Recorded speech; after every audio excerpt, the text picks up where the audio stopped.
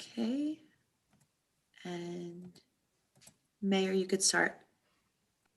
Welcome everyone to the regular Board of Trustee meeting for Tuesday, March 9th, 2021. Is there a motion to open the meeting? Trustee Sullivan, second. Trustee Taylor, all in favor? That passes 6-0. At the outset, I just want to note that Trustee Patino is excused from tonight's meeting and he will not be attending. Can we just rise for the Pledge of Allegiance? I pledge allegiance to the flag of the United States of America and to the republic for which it stands, one nation, under God, indivisible, with liberty and justice for all. As I do at the outset of every meeting, I go over how to watch or participate in the meeting. So I will note once again that it is on our website and it is attached to the agenda, but I will read it as well. During this pandemic, our statutory board meetings will be conducted remotely. You'll be able to participate via Zoom, by internet, or by telephone. The videos can also be viewed after each meeting on YouTube and will be posted on the village website. If you have a comment, question, or concern which you would like to make, please email the village clerk by 3 o'clock on the Monday before the meeting. Be sure to include the meeting date and agenda item you would like to address. The comments should be sent to the village clerk at ldraper@dobbsferry.com. For Zoom participants, we will enable the option for participation to raise their hand and voice their concern or question for courtesy of the floor. To join by phone, simply call the number indicated in the Zoom invitation for that particular meeting.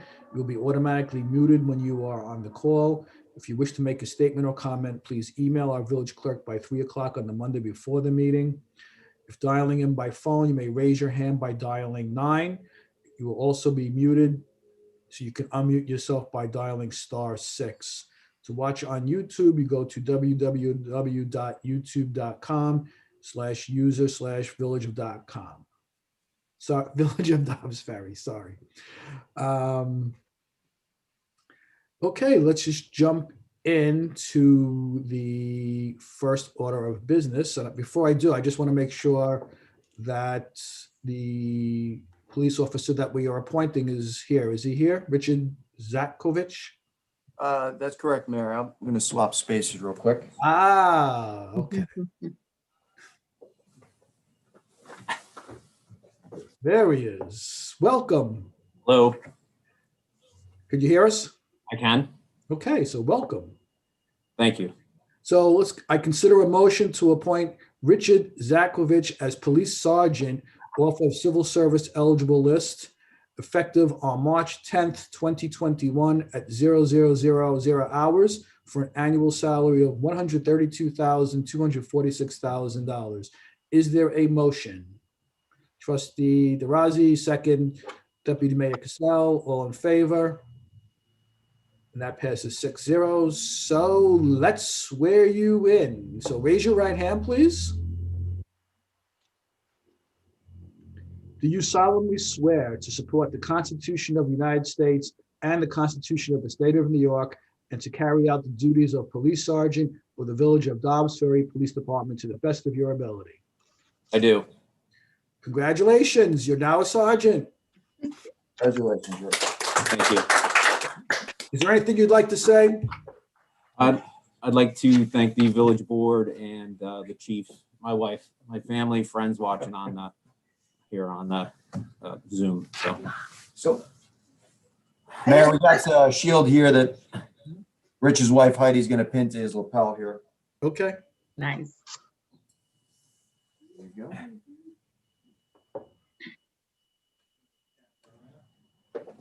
Somebody needs to take a screen grab because we can't take a Yeah, picture. we're doing that now. We'll forward that. I would like to point out the only reason he's getting this promotion is because he was liaison to the traffic committee. That is a prerequisite, it seems to be, for promotions in this village. Thank you very much, Tom. I just want to say that someone has left, so we had an opening for sergeant. It's not as if we're adding another sergeant and another sergeant salary. someone he's replacing a sergeant that has left, correct, Chief? That is correct. With the retirement of Sergeant Greg Vince, there was a vacancy in the patrol division. Sergeant Zakovich is filling that post. We're very excited for him and his family. Yeah, I'd like to see him and his family, but I guess you could send us a picture of it. Tell him to take his hat off. Maybe we can make some eye contact. I can see so little. Try not to take out the whole thing. I'll have to fix it. Oh, there we go. There they are. There they are. Hey, congratulations. And we can see that badge shining. Congratulations and good luck. Congrats. Thank you very much, everybody. I do appreciate that. Oh, Just there a it little is. one. Okay. Take a picture for the newsletter, Chief. Okay, Chief, take a picture for the newsletter. Maybe you can We'll do Photoshop, so. Absolutely. and you can Photoshop the Board of Trustees into it. Very well. Again, thank you all very much. We do appreciate your continued and always your support. Okay, thank you. So let's move on to item number 2. Consider a motion to hire Mr. Devontae Brailsforth as a starting laborer at an annual salary of $47,340 is recommended by DPW General Foreman Stephen Trezza.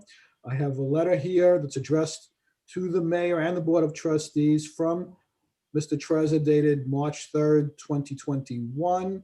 And again, this is a replacement for someone who is retiring. Steve, are you there? Yeah, he's replacing Marty Gunther, who retired at the end of January. Okay. I see Devontae is here. Can you want to promote him?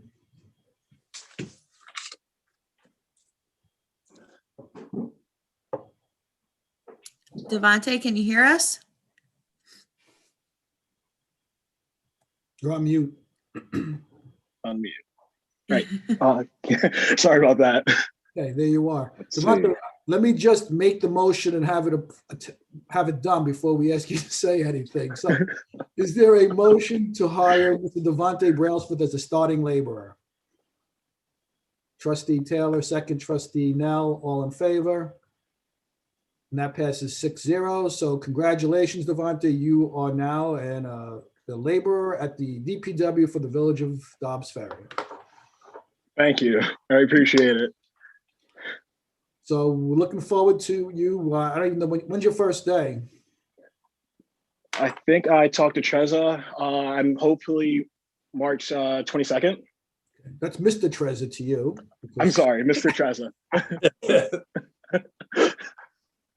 Yeah, Monday the 22nd. All right, Devontae, thanks again, and we'll, do you have anything you want to say or add?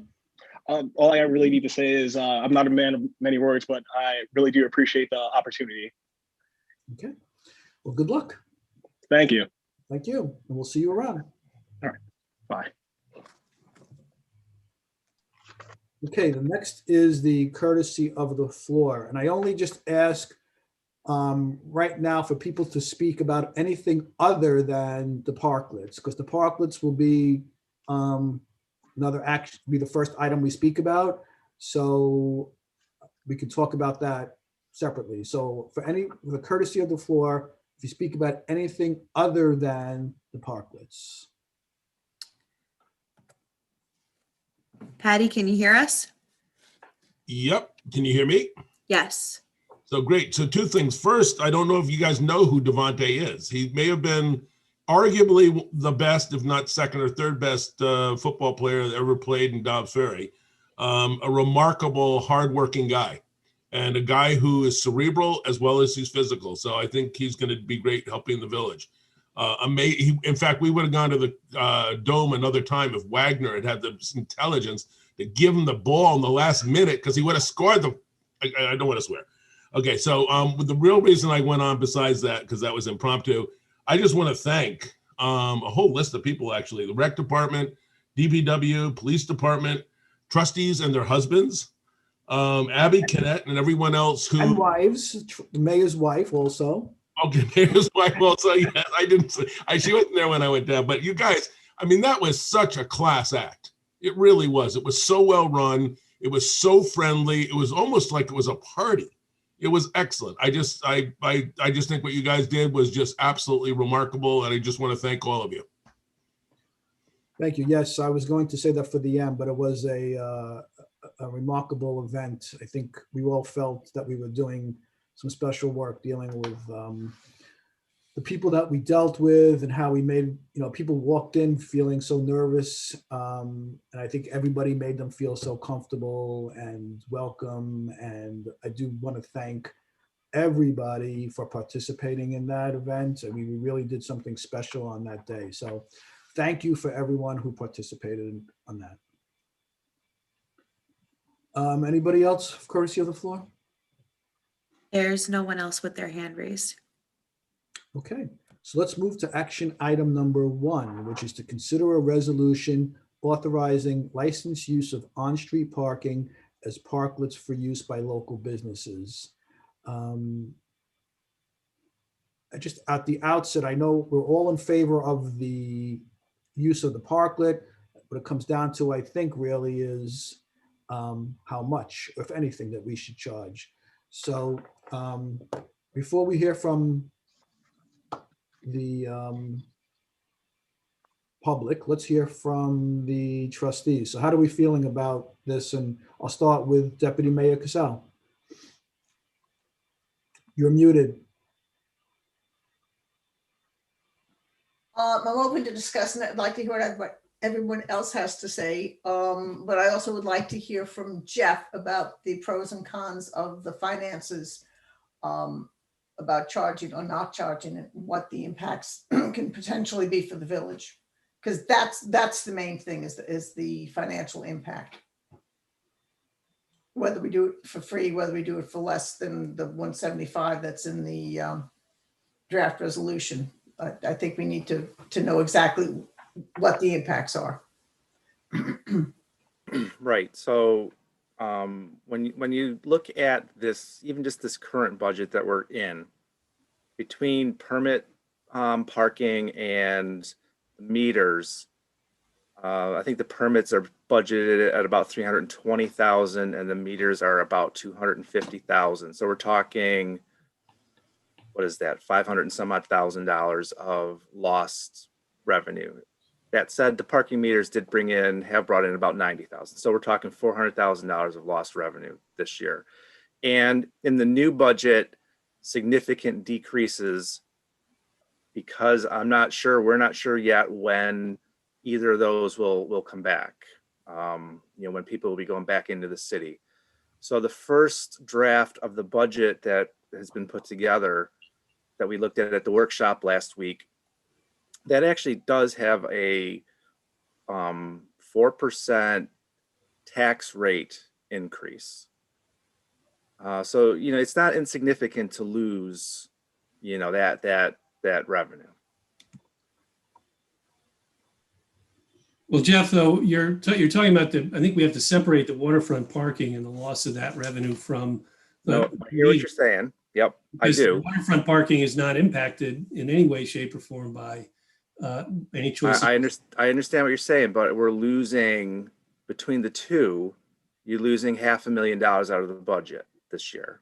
Right, but the waterfront parking revenue is gone no matter what we do, unless any of us can cure the pandemic immediately and send people back to the city. No one's going to be using that parking lot. And as a board, we decided to waive through June. So for this year, fiscal year, right? But that die's been cast. It's just a question. And I understand that, but we're talking 2 years in a row potentially of losing $320,000+ of revenue down at the waterfront park. It's not insignificant, and I understand what you're saying, that the park is separate from parking meters, but if you lose $600,000 of revenue, you have to make it up somewhere else in the budget. We don't know for sure how much the parking meters, when you take away, how many spaces? 40 spaces? Is that the max here? Or 20? I can't remember what the It was max is. 21 spaces last year. 21 spaces. And that's like 1/10 of all parking downtown, right? Like, don't we have like 200, 250 spaces total? Anybody know that? Yeah, it's between 200 and 250.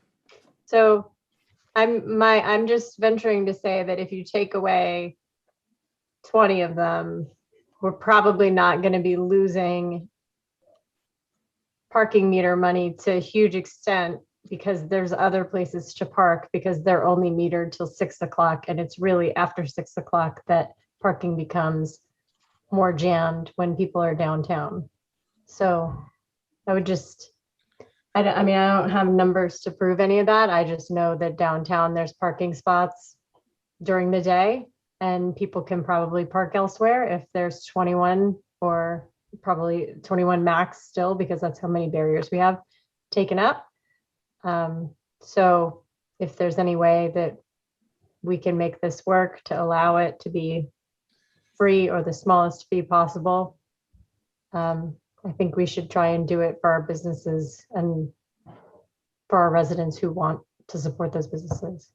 I don't want to belabor the numbers, but Jeff, did you say $250,000 was the amount of revenue generated by the meters? Is that correct? That's what's been budgeted the last several years. Yes. Okay. And if we have 250 spaces, that's roughly $1,000 a space. Do I have that math right?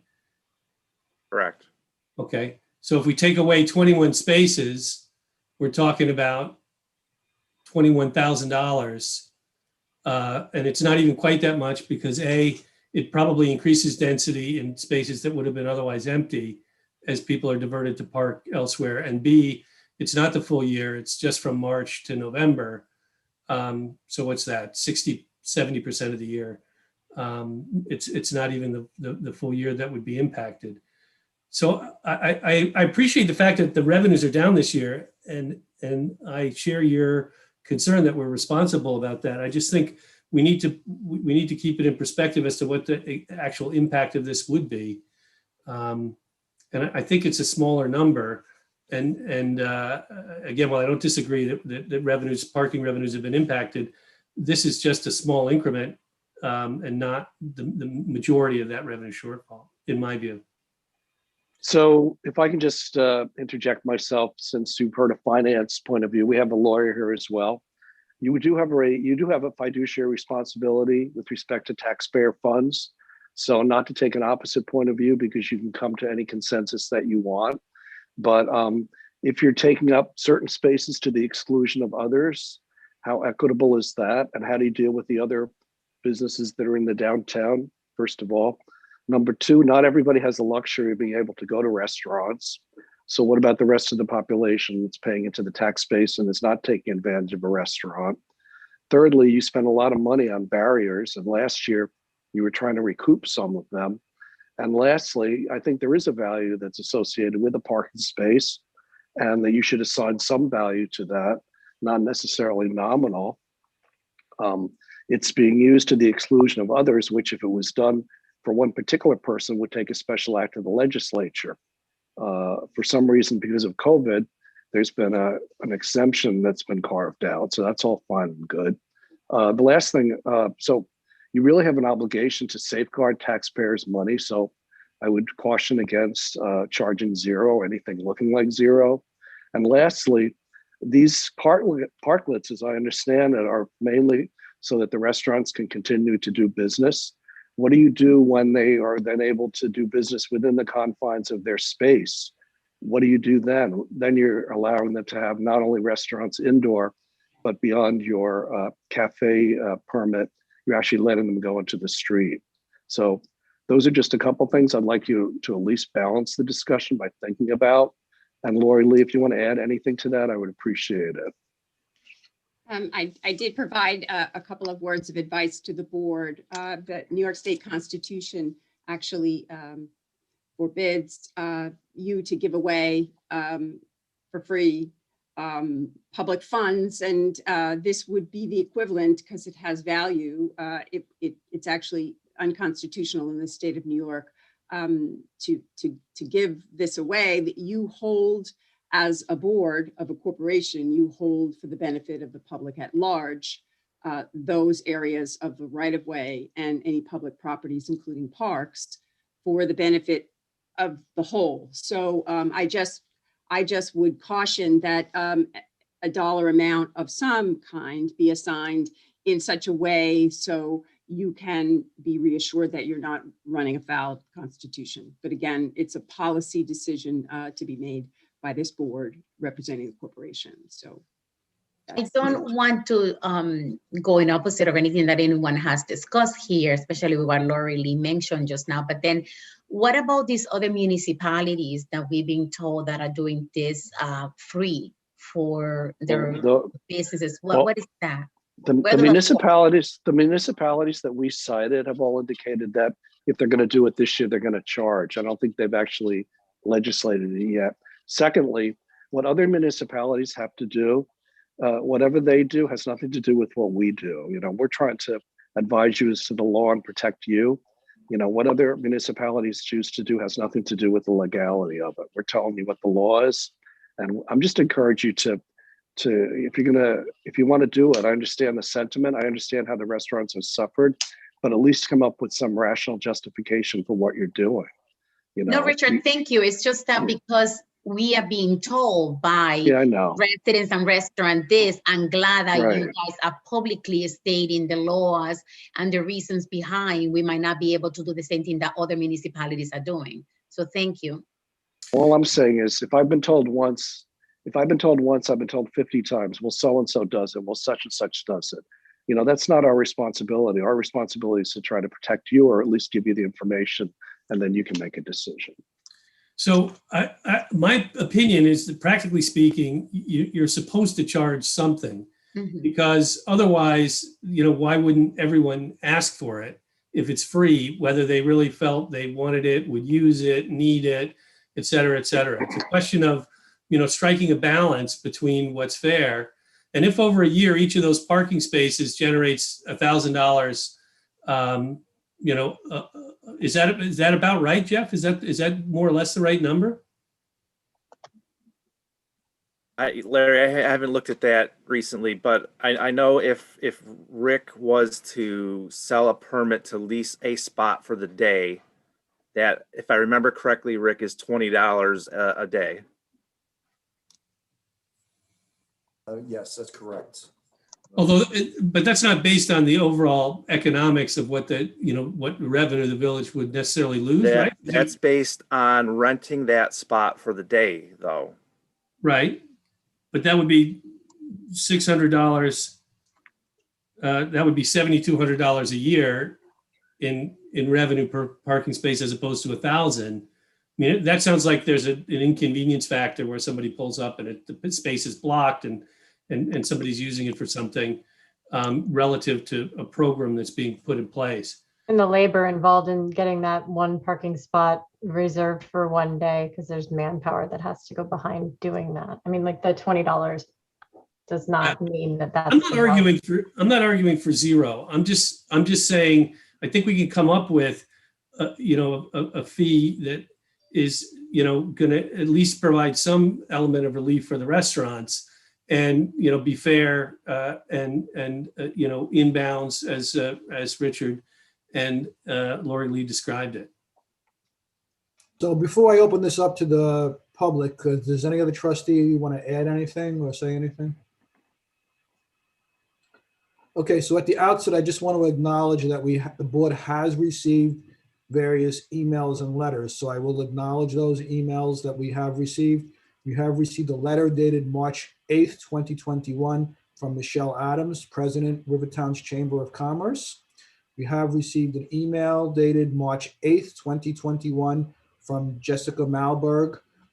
We've also received an email dated March 8th, 2021 from Allie Moss, co-founder of Rivertown Public Market, and received an email dated March 9th, 2021 from Patty Steinschneider.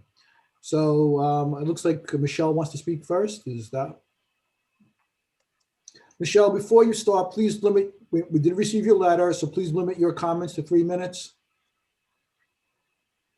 Okay, I'll give that a try. I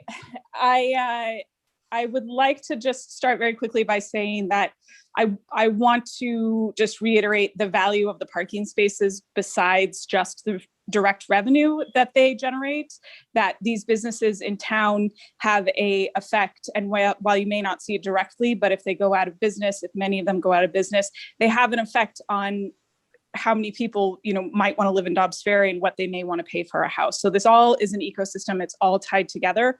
Let's not forget that. I'm going to try to go through the letter really quickly, and I'll skip over some parts just to make it shorter. I just would like to read this into the record, and for anybody that's on the call who may not have read this letter, it's really important to us as businesses. I'm writing to address the need for more support for the Dobbs Ferry brick and mortar businesses. We are aware that both last year and this year, a number of businesses have expressed their concerns about taking on additional costs for the parklets, along with concerns about lighting. And while there was some movement towards offering more support, we ask that you take into full consideration the realities outlined below. One, to make it short, there's a lot of information out there that says that outdoor space is going to be needed this summer, and we know restaurants know that just because people have vaccines doesn't mean that people are going to be comfortable coming indoors this year. I'll skip over to the last paragraph in that section. Despite reduced revenue, the restaurants in Dobbs Ferry invested in outdoor spaces last year. Tables, heaters, umbrellas, plants, and other creative options cost thousands of dollars. According to the National Restaurant Association, at least 75% of full-service restaurant operators expanded outdoor dining offerings in response to the pandemic and report that it constitutes 44% of their overall revenue. Outdoor dining provided safe places to dine, provided much-needed cash flow, and allowed restaurants to bring back additional staff. It was a lifeline. I'll skip over the section about why restaurants are important to the village, as I kind of said that at the outset. But I just want to reiterate so that everybody understands why this amount or any amount is difficult for a restaurant right now. The restaurant model is unlike any other small business in terms of the amount of perishable goods and labor needed to operate on a daily basis. In the best of times, restaurants are high volume, low margin, and unpredictable. Before COVID-19, the New York State Restaurant Association reported a 3.3 to 5% profit margin.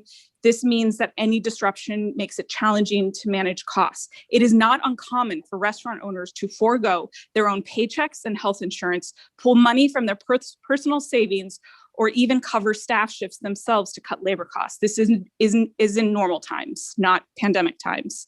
Further, profits typically get reinvested in necessary improvements, as independent restaurants cannot add debt service with already low profit margins. Last March, restaurants found themselves in an impossible position, laying off employees, scrambling to cover their mounting fixed costs, pivoting to adapt to regulations and consumer needs. Pivoting costs significant money and time. It's much like opening a new business.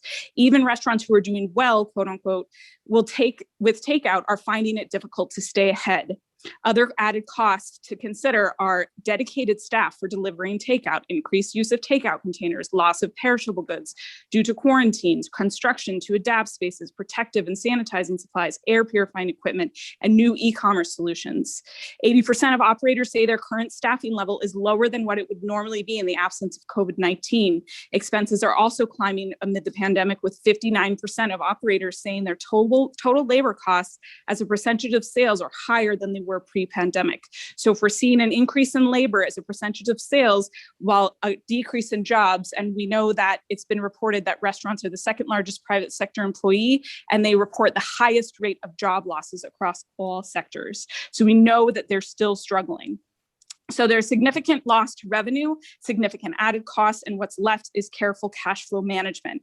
Payroll must be met in full each week without question. Restaurants are cash in, cash out, and rely on flexible suppliers and landlords to make this possible. Added costs from the village will definitely contribute to other debts going unpaid in other areas. Paying the village can jeopardize their credit terms that's essential to their businesses with their business and their suppliers and staying open, and it will jeopardize relationships with their landlords.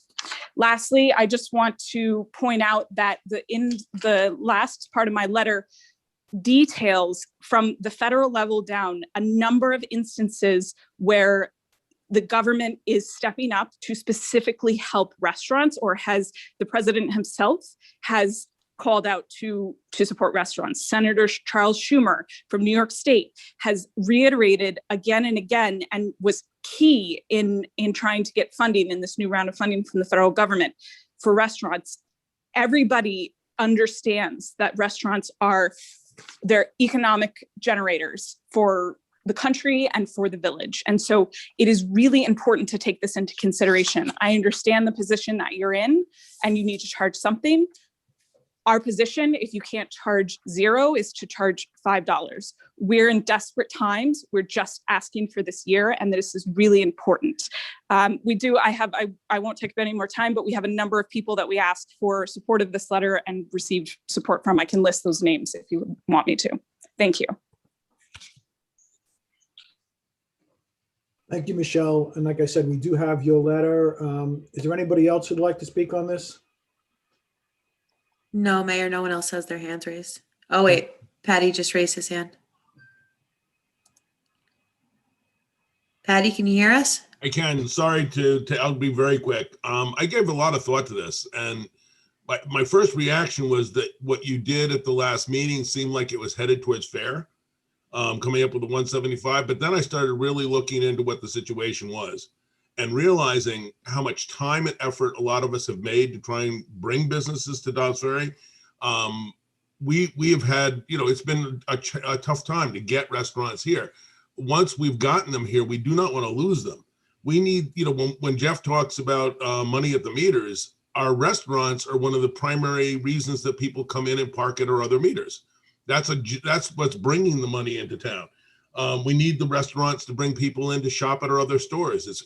We created a little bit of a restaurant mecca, which was really remarkable. I mean, we've got some really, really great restaurants in town, and I think that helps Dobbs Ferry in so many different ways. I think we're living in unusual times that necessitate some heroic measures, and I think we should be trying to do whatever we can to lessen the burden on the restaurants in the downtown. If we have to charge something, we should charge something that's reasonable, in terms of not going to jail or something, but it should be something that doesn't hurt them further and enables them to continue working for us. I mean, I'd love to find a way of making, Rob Barron and I have talked for years about the need to probably extend the meters to 8 o'clock at night, if not even later. So if we're looking for long-term solutions to regenerate that money, once things are back to normal and everything, I think it makes more sense for us to get more money from the people who come to town to enjoy our restaurants and our businesses by going a little later in the evenings. I don't think that extra hour or two of collected revenue will hurt businesses, but I think it could, in the long term, it would offset the loss that we're talking about at this time. There's also, it seems always, right now, I don't think anybody has complained about not being able to find a parking space in Dobbs. So it's not, I just don't think we're actually at a situation where we're going to take a space out of use that would otherwise be generating money for our coffers. I think what we're doing is, bringing people in to use the spaces that are, a plethora of availability. Thank you very much. Thank you, Patty. I just have a curiosity, and it's because I opened a hotel in the middle of this pandemic, and I know the different things that I have to change in order for me to stay open for business. So I'm curious to know from our restaurants, what are the different things that they have done to stay afloat, of course, with the pandemic. I mean, my rates were at an all-time low.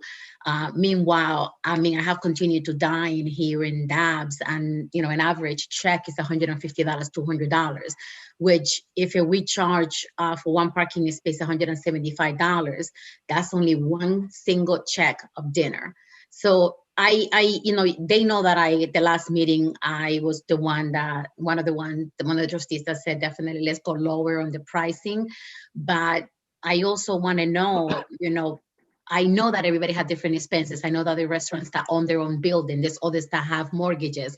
Every single restaurant is different, but I just know that we do have to charge something. And I think that anything that is under $175, then it puts us then in a burner. So I just really have to say that at the end of the day, I think that we're doing the best that we can here. For a $150 check in a restaurant, just like $150 at my business, and I'm actually only I only get to keep 60, 70, 80% of that. I mean, it's all going to the operation costs. So it's actually like a whole weekend's worth of checks of profit, possibly two, that is $175. It's not because there's no profit, and like they're just not in a place where one check is equivalent to the $175. $175 is a lot for small businesses.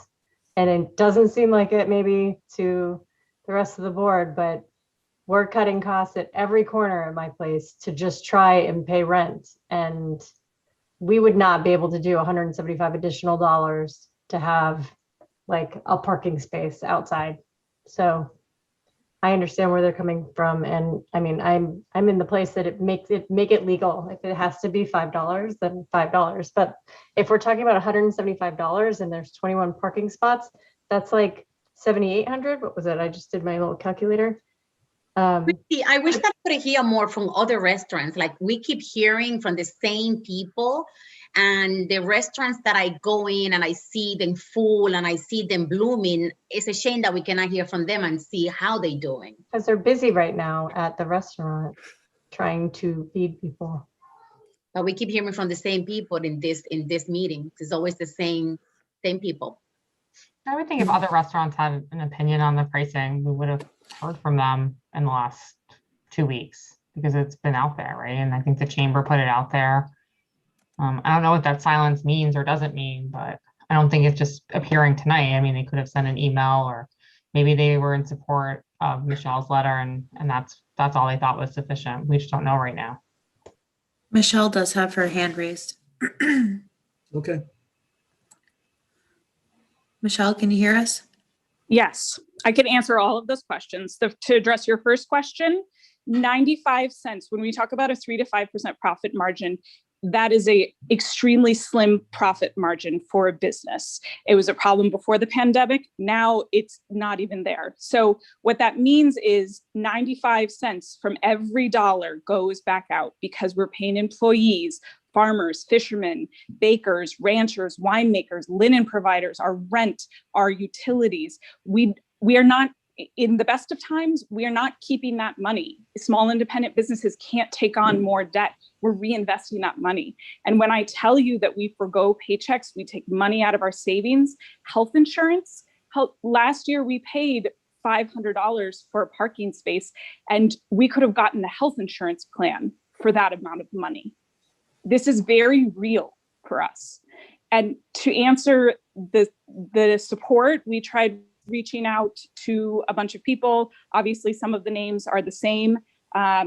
Tommy from Double Days did not see the letter, but I did have a conversation with him and he's in support. Scott Broccoli is in support. I'm not sure if he's been on a call recently. Obviously, Sergio, Kathy, and David, Sasha from Scribble Art, other business owners besides restaurants that replied, Javier from his architecture firm, and from Stolen Moments. There are just a couple of other businesses that we were able to reach out to. JJ Beans is in favor of the parklets. So, you know, we have businesses and we're homeschooling children and we're not making any money. And I did my best to try and get as much information together as possible for you guys. I did a ton of research and I wrote a 5-page letter, and I've laid out as best I can on behalf of the businesses how dire this is. And I honestly don't think you need to hear from other businesses to see what's happening across the country. It's happening, it's real, we're in trouble, we need help. Thank you, Michelle. All right, I think we should make a decision on how much. And I think, you know, we should realize that the restaurants are in trouble. Last year, the fee was $250 per space per month. We initially voted to $175 in this resolution. clearly we can't do it for free. So is the majority willing to move down from 175? That's the first thing. So let me just gather a consensus. Now, we're not locking anybody in, but how many people want to go lower than 175? 1, 2, 3. Laura? No? Donna? Not really. Okay, so I'm willing to go down from 175. So Benny, I can don't I, know. can I make Sure. a suggestion to try and find a sort of focal point here? And Jeff, please chime in and correct me if I'm wrong with any of this math. But in the village budget, if we have 250 spaces and we have a budget of 250,000, we're anticipating approximately $1,000 of revenue per space per year. Okay, Rick probably has better information than I do because he deals with the meters more. I deal with the cash side of it. Meters obviously are not every single one of them full all day, every day, first of all. Second of all, a number of those parking spaces are taken up by people with parking permits. They're allowed to park in the, I think, blue meters in the downtown. Yeah, that's correct, Jeff. Your central business district permits will lock up, the intake of currency during any weekday. So that's both the residential central business district and the non-residential. But versus budget, right? The $1,000 a year is roughly, it's $83 and change a month in terms of, versus budget. Now, an individual parking space might do better than that, or some might do worse depending where they are. But if that's a reasonable average, a number somewhere near that would replace what we expect as revenue for this year. And I would also point out, I guess the parklets is now conceived would only be out for 8 months. I had it actually for 7 months in my head: April, May, June, July, August, September, October. So I had 7. Was it September? I thought we were going to Thanksgiving. You're right. 8 months. So I have to chime in here. Unless the governor withdraws the statewide health pandemic issue, if the statewide emergency is withdrawn, then and the purpose that you're putting to waive the parking restrictions on this on-street parking, the purpose is to promote the health and safety of the residents and the public at large. So you'll have lost the ability to continue this program. And of course, as we also mentioned, the leniency and extension of liquor licenses into the street area could be withdrawn at any time. So there's always a chance that this parklet program will need to be withdrawn because of the laws being changed by executive order or otherwise. There was a statewide declaration of a health emergency, and that's why this is why you're permitted to do this. So just so we're clear, the liquor licenses, if the liquor authority changes their rule back to where you cannot have alcohol on the street, not contiguous with their property, then this program has to stop, has to cease. Is that correct? Or no, it just means the restaurant cannot serve alcoholic beverages in the parklet. Right. The reason why the parklet program would have to cease is if the governor lifts the statewide health emergency, which was declared last March. I don't see that happening anytime soon. They're just rolling out the vaccines, and another hundreds of thousands of people are going to be eligible tomorrow for 10 vaccines. So it's going to take some more time, but I just want to be sure, your legislative intent here is to waive parking restrictions for on-street parking and promote this health and safety by, providing, like our restaurant owners are saying, not everybody will be comfortable, even if it goes back to 100%. Not everybody will be comfortable coming back indoors. So it's the health and safety. That's what gives you the tag here to be able to license property which you would otherwise be holding for the benefit of the public at large. But are you saying that if there was no pandemic and we just decided we wanted to have parklets that we're legally not allowed to, it's only because it's an exception to the law? Yes, that's what I'm saying. Yes. You have a cafe permit program, which is legitimate because that is directly contiguous, but that isn't obstructing the public's use of that space. It's simply, it has to be created in such a way that it won't obstruct, but you can't put a parklet on the public street and not expect to obstruct the use by the public at large. And how do other places do it? Because like, we're not the first ones to do it, and people were doing parklets before the pandemic. Like San Francisco has parklets.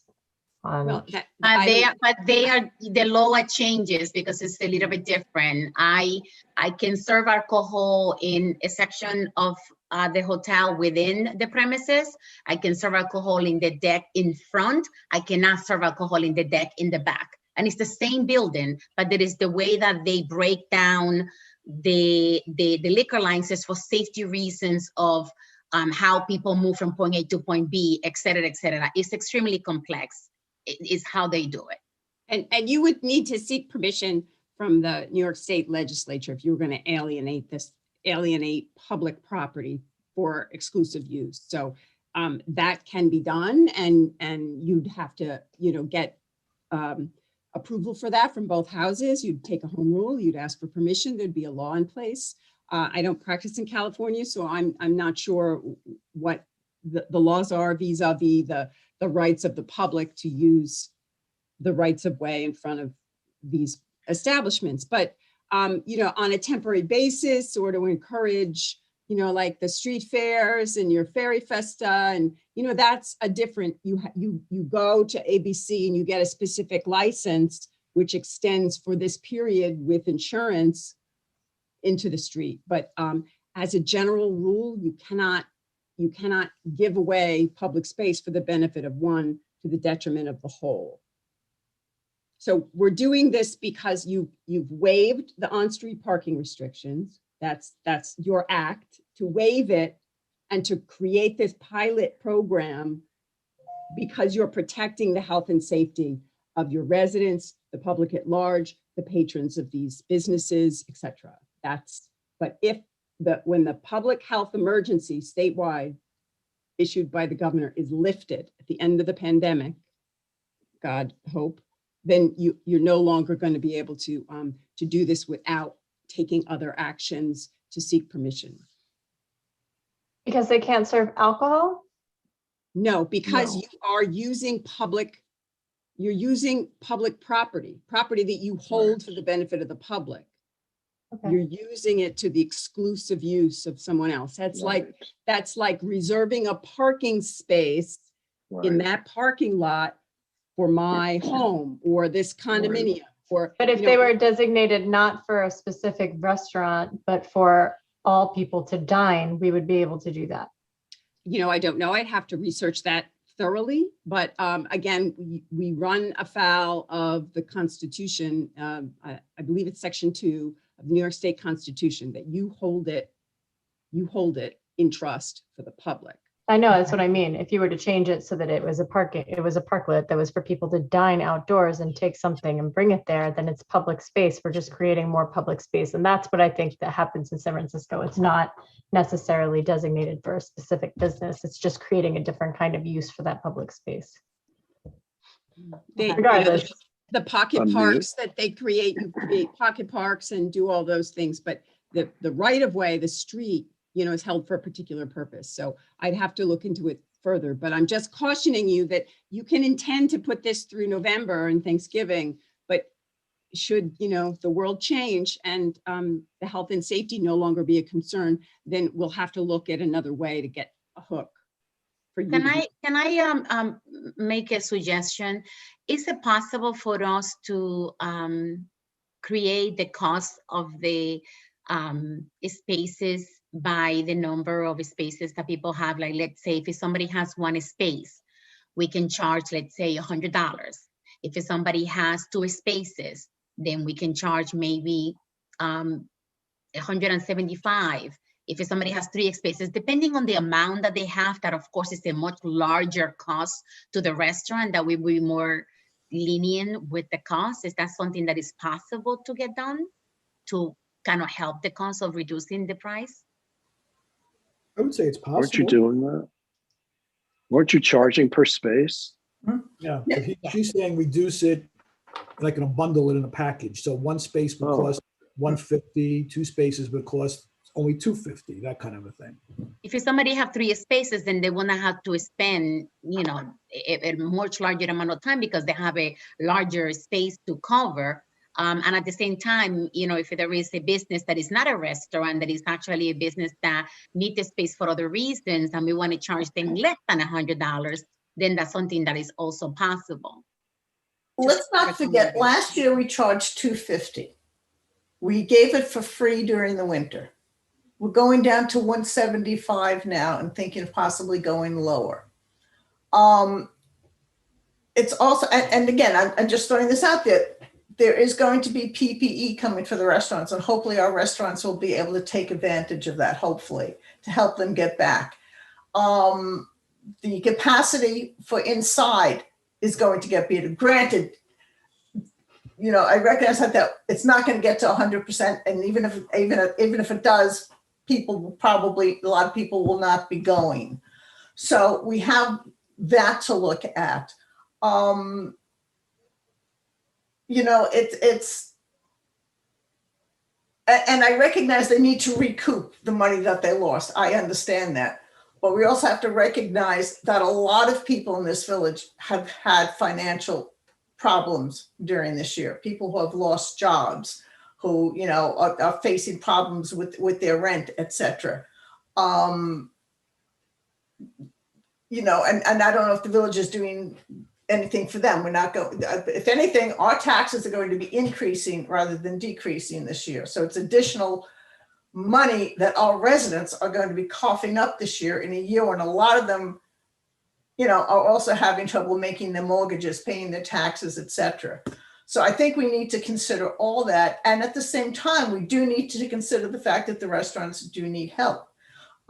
Maybe we could do something to a little less than 175 until the PPE is out there, until they've had a chance to recoup some of the money with more people eating indoors, you know, so maybe for a couple of months and then going back up. I'm just throwing these things out as something to think about. I think 150 comes out to $5 a day. $5 a day, yeah. Yeah, so it seems to me 150 is a good, so it's much cheaper than what we did last year. And you know, to me, that's a reasonable number. So I don't know how anybody else feels about 150. Mr. Mayor, I consulted a few business owners that I am friends with, and they say that that price would be okay with them. I've consulted with business owners that say that that's too much, just to balance that out. I would. My taxes are too much. because all right, you can move. Because free will be nicer, you know, because we understand that free will be better, and we wish that we could do it for free, but base it on everything that Richard, I mean, we can do it for $5. We can do it, you guys. I don't understand this debate. Our budget anticipates if I understand the math right, $83 and change per space per month. That's what's anticipated in our budget. I would be very comfortable and support a number of $100 or less. The difference to the village and the difference in the overall tax rate is very small, in my view, compared to the potential impact of losing businesses that are core to our downtown. We're talking about 21 spaces, right? Total? 21 spaces. I mean, you're talking about a couple of $1,000s for the village. I agree with Larry. I just don't think at the end of the day, it's going to make or break our bank. And if it really helps these restaurants who I'm amazed are still in business today with the pandemic, and I want them to continue. And even though the, I can't think of the word, but 75% is going to be the new norm for indoor dining, doesn't mean people are going to be doing that. I know I'm personally not going to do it, but I think that anything we can do to help them get back on their feet for the last 12 months, that's going to continue on. We should, and if it's extra $1,000 or $1,500 to us, it really shouldn't be that. So I agree with Larry, and I'm leaning towards those numbers. Whatever number makes the most sense there, but less than 100 for sure. Less than 100 or 100? Less than 100 is fine.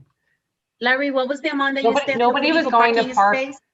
We're not getting the same parking meter spots that we were getting. You know, like this isn't a normal year, even this spring or summer. Like people aren't going to be out and about still, That's true. even with the vaccination. So I don't really feel like we're losing money because I don't think that money would be there this year. Our budget, Maura, to answer your question for next year, anticipates $250,000. Jeff, correct me if I'm wrong, for metered parking. We have approximately 250 spaces, so that's $1,000 per space per year in anticipated revenue. And that's where the $83 and change comes from in terms of what the monthly budget amount is. Now, we might do better. We also might do worse, you know, to Nicole's point that people aren't in town. If the restaurants are closed, people aren't going to be going and putting money in the parking meters, that's for sure. I have a suggestion that someone suggested to me is, what about if the restaurants charge an outdoor dining fee of $3? I say that in the beginning of the pandemic, because I have paid it as I've been $3 out per dining. table. You know, I hate to get into running a restaurant business, so I hate to tell people what fees they should be charging, you know? Yeah. Recommendations, ideas to help. But considering what Larry said, I mean, if you guys are willing to go lower, I will support going lower. I just think we should move along on this. So let's come up with a number that the majority feels is good. So Larry, what number are you putting forth? 85. Okay, all in favor of $85, raise your hand. Okay, so that passes. All against 85, raise your hand. I want 50. I'm going to abstain. Abstaining, okay. You're Are we muted. voting on it? Are there different options? Like, that are was you, just- this is one is- person saying 150, somebody else saying 85, Christie's now saying 50? I just wanted a consensus at 85. So it wasn't a formal vote, it was a consensus. Okay, I'm sorry, I just want to understand. I didn't mean to be harsh I about get it. No, I get it. So I said, let's see where everybody is at 85. So it seems to me we have a majority at 85. But so that's where I would cut it off. But if you feel we should take another vote on another amount, Nicole, let me know. Well, I think Christie proposed 50, and I mean, I personally don't have an issue with that either. I would be Okay, supportive and of it, so. If Christie wants to make that $50, let's vote on $50. That's fine too. I can make it, it doesn't matter. Christie just said it. I mean. No, I we didn't can hear try for Christie 50. say that part. So, okay. I would propose $50, Mayor. Yeah, you better stay on mute. Just to tell you, 21 spaces, $35 difference. It's over 8 months is something a little less than $6,000 Wow. That's a lot of difference to the village. I mean, Is that right, Jeff? I thought you meant for the restaurants. Jeff is ready to kill us, by the way. Listen, it's your decision. Right. Okay, so, and this is it, Christie suggests $50, Larry said $85. Larry, you're okay probably with the 50, I'm assuming. Yes. Okay. So Nicole, you okay with the 50? I am. Maura, Yeah, sure. Donna, I think we're being fiscally irresponsible to the residents of the village. I honestly, I mean, I appreciate that point, but I also think if we didn't step in and help the restaurants, you know, some of them may have gone out of business last year, which Yeah, would and have we been did step fiscally in. irresponsible, Yeah, okay. which would have been fiscally irresponsible for us too. I mean, the last thing Dobbs Ferry needs is to have tons of empty storefronts in our downtown and vacant. I'm kind of just applying the math that Larry shared, and if in fact it's not such a significant loss to us, I think it might be worth it. I might as well if we're already in it, so let's just do it. okay, so now we're Well, gonna make the formal motion. Should we ask Lori Lee whether you know, $50 is sufficient, that we're not giving away public property. That's, you know, versus what we budgeted at $83.33, I think the number was. You've assigned a dollar value. You've explained the value of that fee. And I believe having that on the public record is sufficient, because you have waived the on-street parking and there is a declaration of a statewide health pandemic. You are promoting public health and safety. So I believe you're good. And Richard, does that make you uncomfortable, that number? You knew I was going there, didn't you? Yeah, I was afraid of that. No, I was just, all I'm trying to do is point out the different sides, and you get to consider them all, and you come to an equitable solution. You know what? The bottom line isn't going to kill anybody, but we're just trying to make sure that it's a balanced conversation. That's all. So. And if everybody's okay with that, I mean, I won't vote against it. I'll vote for it. I just wanted to express my opinion that I think it should be more, because but. Okay, so now I'm going to make a formal motion, which will include the amount of $50 per space per month, 21 spaces for running from the period of April 1st, 2021, expiring on November 28th, 2021. Okay, so Mayor, before you vote on that, so in your packets is a resolution, and you're changing the number of spaces from 25, which is what it was in the pilot last year, to 21. I just want to point out, and you're also changing in the be it further resolved, the fee from 175 to 50. Just everybody. So that's the resolution in your packets, and that's what you'll be voting on. And don't forget, we are asking again, if and when there's parking issues in the village, there may not be, that the restaurant employees do park off-street, off-site somewhere.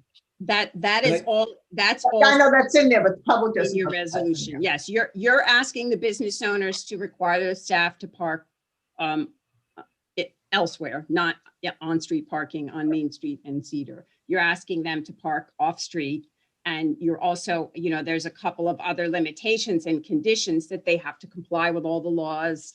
They have to, participate in a license agreement that sets forth all of the conditions and rules and procedures for proceeding with the program. So it's really all in here. The term commences the 1st of April and goes through November 28th. And then, you're declaring another waiver for on-street parking restrictions in the area of the parklets. That's all accomplished in this resolution. I just want to clarify. I think Steve Trezza had suggested April 15th last time. Is that correct, Steve? And you had a reason, I think, because there was possible snow?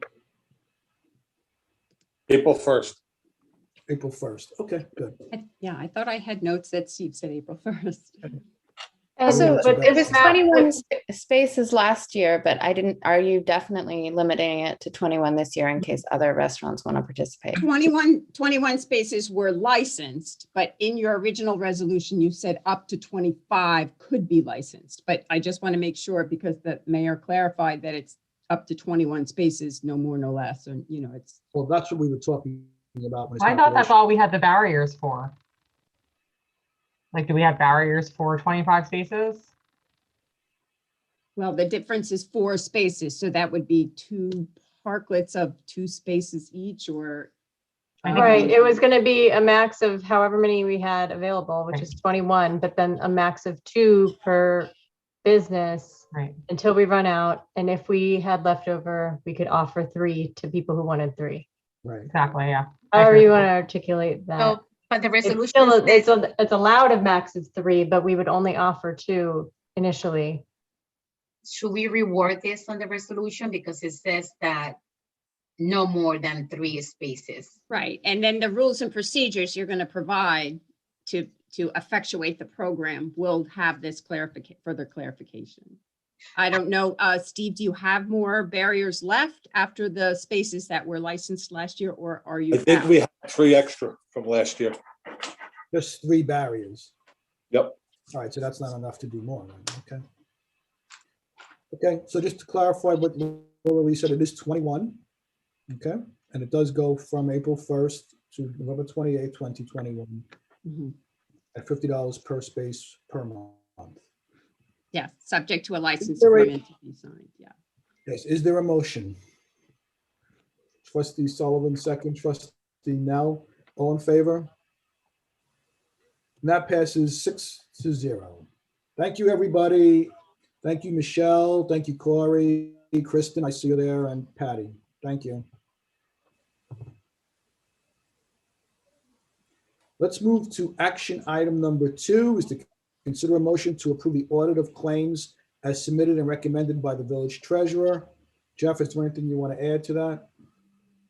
No, just excuse me, a regular normal audit, unless there's questions. Are there any questions for the treasurer? Okay, having heard no other questions, is there a motion to approve the audit? Trustee Casal, second. Trustee Taylor, all in favor? That passes unanimously. Thank you. Action item number 3 is to consider a motion to approve the estimate provided by Global Interactive Solutions for a public works project to upgrade the audio-visual capabilities in the boardroom at Village Hall. The estimated cost for this project is $34,499, and the funding will be from the PEG grant accepted by the village in the latest franchisee agreement with Altice. In support of that, we did receive a memo from Alyssa Frassman dated March 4th, 2021, outlining her the background on this and how many other people she met with and who else was involved in this. And we also had a presentation by this group at the last Board of Trustee meeting. I just want to know if maybe Richard or Alyssa could clarify, this money comes directly from Altice as a result of an agreement that we negotiated regarding our cable TV franchise license. Is that correct? Yes, it's paid under your franchise agreement. It's PEG money that can only be used for such items as studio items, upgrade, things to make public television possible. Okay. Any comments for this? I have asked the village to look into another contract for the courtroom, which would, I think, have to come out of our budget, not from this. But I think it would be very helpful for the courtroom to have this as well. But just for the Board of Trustee boardroom, the presentation that was made and the proposal that was submitted to us, are there any questions on this before we vote? I guess I could ask where our boardroom is. I haven't seen it in so long, I've pretty much forgotten. I do actually have I have a question for Alyssa, which is, we don't know exactly how things are going to unfold, but how flexible is this system? Are you comfortable that this gives us a significant amount of flexibility to be able to adapt, both as technology changes and as, our meeting formats may change over time? Right. It's sort of a future looking system, I think, in terms of allowing us to be able to bring people in like this, but into the live boardroom. I believe, and Jen and Liz can add to this. This company has been doing this for the last 11 years with Zoom, but 25 years working on this kind of technology. I'm confident that they're giving us a forward-looking system. Thank you. Okay, is there a motion to approve this proposal?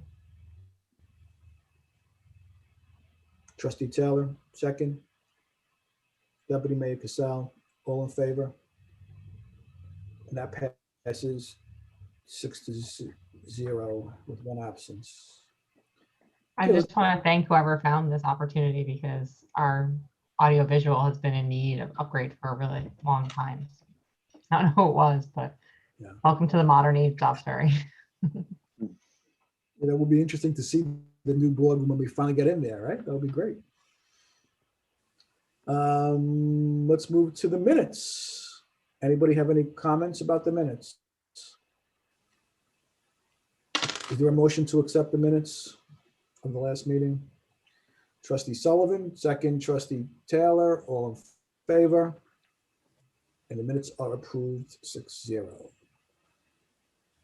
And that brings us to the trustee liaison reports. Planning board? Not too, I mean, stuff is happening, but there was supposed to be a public hearing on the MDR2 zoning changes and the guidelines for Palisade Street, but it's been postponed until the next meeting. So at the next meeting, the planning board will have the public hearing on those two things, and then they'll be passing it on to us. Okay. Parks and Rec? We didn't end up meeting. It's moved until next week. Okay. In the AHRB? Anybody? Oh. Okay. Okay. Announcements. Does anybody have any announcements? The Youth Services Council is supporting an event that is being promoted on the Note to Prevent, and it is happening on March 11 from 7 to 8:30. And it is a powerful message of hope, purpose, and change to prevent underage drinking. Anybody else?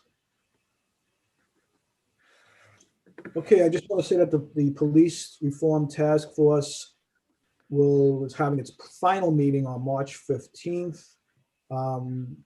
We will be reviewing the preliminary report, and then we will publish the report, and then I plan on having us, Board of Trustee, voting on it and reviewing it at the March 23rd Board of Trustee meeting. So please, the public should be aware of that and watch the website for the preliminary report and the final report. Any other further questions, comments? No, but I mean, Patty said it earlier, but the mayor and I were there, but you guys really did do an awesome job on Saturday. I know Lisa and Jen and Kendra and Abby, I think you guys were the primary organizers. Maybe I'm wrong about that, but that was my impression with Richard. And I didn't see you, Liz, but I heard you were there in the morning because I said, "Where's Liz? She's always volunteering."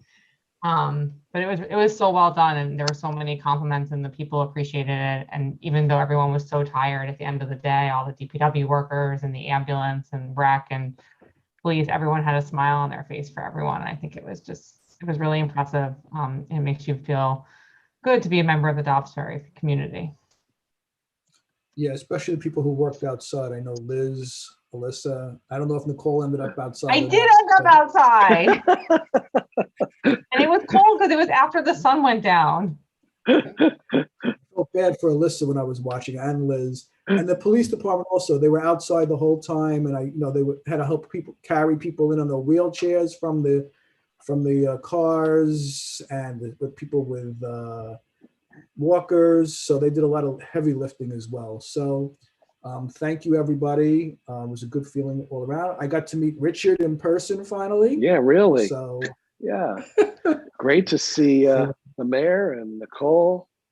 Looking for all the rest of you guys one-on-one. That's something. It was a great event. And on that note, is there a motion to close this meeting? Trustee Sullivan, second. Trustee DeRozzi, all in favor?